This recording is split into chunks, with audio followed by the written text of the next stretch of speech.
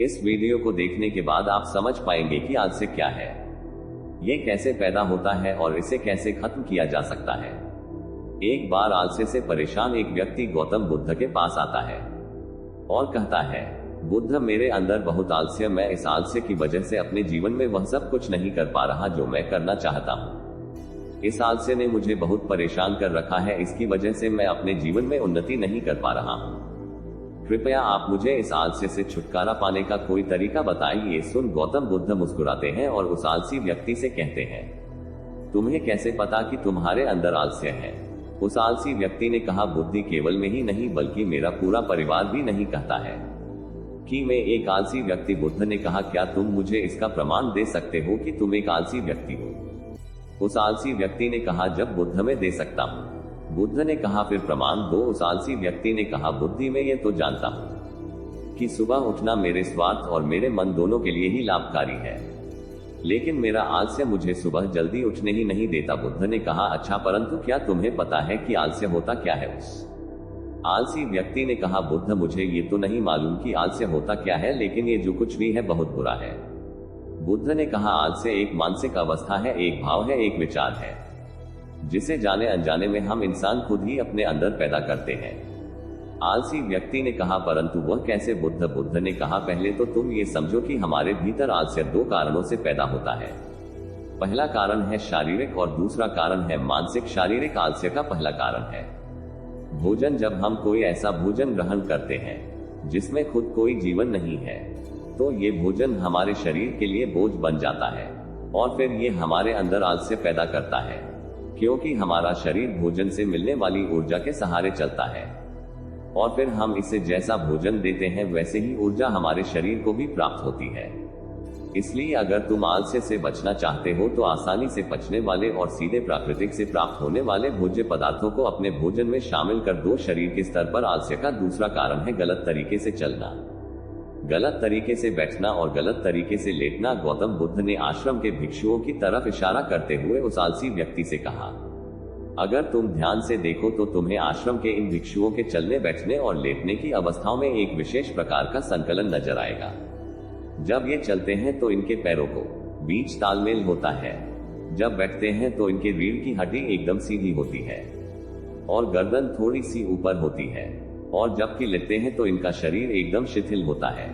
इनके शरीर के किसी भी अंग पर कोई तनाव नहीं होता, जिसके कारण यह एक गहरी और आरामदायक नींद ले पाते हैं। उस आलसी व्यक्ति ने पूछा, बुद्ध, क्या पर्याप्त नींद लेना भी उतना ही जरूरी है? बुद्ध ने कहा, न कम न ज्यादा, हमेशा ही पर्याप्त मात्रा में सोना लाभकारी होता है। अगर तुम आज रात पर्याप्त नींद नहीं लेते तो तुम्हारा कल का पूरा दिन थकान और आलस्य भरा होगा, इसलिए पर्याप्त नींद भी उतनी ही जरूरी है। आलसी व्यक्ति ने कहा, हाँ बुरे, ये तो मैंने भी महसूस किया है। बुद्ध ने कहा, शरीर के स्तर पर आलस्य का तीसरा कारण है सुबह जल्दी उठना। ये सुनो, आलसी व्यक्ति ने कहा, अर्बुद, मैं तो सुबह जल्दी उठ नहीं पाता हूँ। बुद्ध ने कहा, तुम सुबह जल्दी तब उठता होगी जब तुम रात में जल्दी सो गया। बुद्ध ने आश्रम के पीछे की तरफ इशारा करते हुए कहा, इन भिक्षुओं को देखो, इन्होंने रात्रि में अपने सोने का एक निश्चित समय निर्धारित कर रखा है और यही कारण है कि यह रोज प्रातः काल जल्दी उठने में सक्षम हो पाते हैं। हर एक बौद्ध भिक्षु को अनुशासन का पालन करना होता है और यही अनुशासन इनके जीवन में संतुलन आता है। कुछ लोग अनुशासन को एक बंधन समझते हैं, उन्हें लगता है कि अनुशासन उन्हें मानता है, लेकिन सच्चाई यह है कि अनुशासन हमें बांधता नहीं बल्कि स्वतंत्र करता है। इसलिए अगर तुम शारीरिक स्तर पर आलस से छुटकारा पाना चाहते हो तो खुद को अनुशासन विधान, एक निश्चित दिनचर्या का पालन करो। उस आलसी व्यक्ति ने कहा, लेकिन बुद्ध, शुरुआत कहां से करें? सही तरह का भोजन करने से, सही तरह से बैठने या लेटने और चलने से, या फिर सुबह जल्दी उठने से? बुद्ध ने कहा, शुरुआत अभी से करो। जो भी तुम इस समय कर रहे हो उसे पूरे ध्यान से करो। बुद्ध ने कहा, मन के स्तर पर आलस्य का पहला कारण है हमारी पुरानी गलत धारणाएं। जब हम किसी काम के लिए खुद को काबिल नहीं समझते तब हमारे भीतर आलस्य पैदा होता है। अगर हमारी मन यह विश्वास कर लिया कि पिछली बार की तरह इस बार भी मैं इस काम में असफल ही होऊंगा, तो उस काम को करने में हमें आलस्य आएगा। जबकि हम खुद को यह नहीं समझा पाते कि पिछली बार और इस बार में बहुत फर्क है। अब हम मानसिक तौर पर वह नहीं है जो पहले थी। हमने पिछली हार से बहुत कुछ सीखा भी है।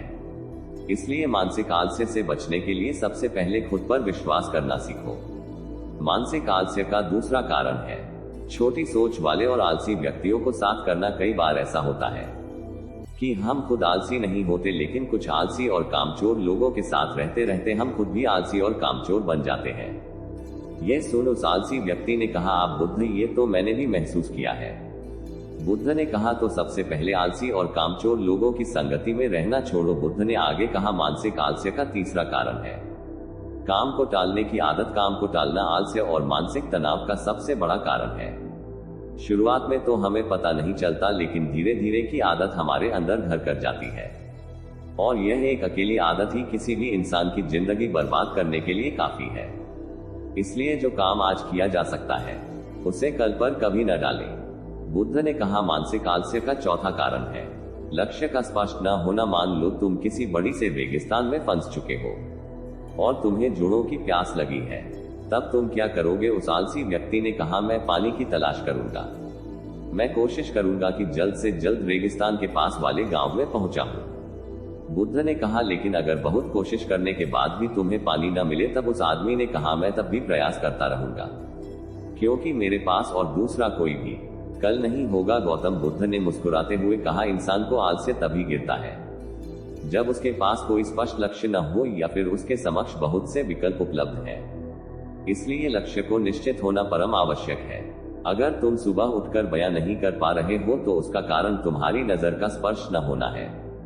अब तुम भविष्य में होने वाले रोगों और उन रोगों से होने वाली पीड़ा को स्पष्ट रूप से महसूस नहीं कर पा रहे हो। बुद्ध ने आगे कहा, मन के स्तर पर आलस्य का पांचवा कारण है किसी काम को करने की कोई बड़ी वजह न होना। मान लो तुम बहुत से कीमती गहने लेकर एक सुनसान रास्ते से गुजर रहे हो। तुम चलते उलटे बहुत थक चुके हो और तुम्हारा बैठने का मन कर रहा है और तुम एक बड़ी से पेड़ के नीचे आराम करने के लिए बैठ जाते हो। तुम भी बैठे ही थे कि तुमने देखा कि दूर से कुछ काको तुम्हारी तरफ भागे आ रही है। तो क्या ऐसी परिस्थिति में भी तुम्हारा आलस्य में भागने से रोक सकेगा? नहीं ना। तो मेरी एक बात को समझो, तुम्हारा आलस्य केवल तुम्हें उन्हीं कामों को करने से रोक सकता है जिन्हें करने की तुम्हारे पास कोई बड़ी वजह नहीं है। मैं आलसी व्यक्ति कहता है, आपका बहुत बहुत धन्यवाद बूटे, अब से मुझे आलस्य का सारा खेल समझ आ गया। गौतम बुद्ध कहते हैं, मेरी एक बात हमेशा याद रखना, जहां स्पष्टता है और काम को करने की कोई बड़ी वजह है, वहां आलस्य को ही नहीं सकता। भारत के सबसे स्वच्छ शहर इंदौर में प्लॉट और घर लेने के लिए हमसे कांटेक्ट करें 9555924883 दिए गए मोबाइल नंबर पर कॉल करें। अधिक सोचिए मत कॉल करिए और ऑनलाइन ही अपना प्लॉट बुक कीजिए और अपने फ्यूचर को ब्राइट बनाएं। और चैनल पर नए हो तो सब्सक्राइब जरूर करें। धन्यवाद।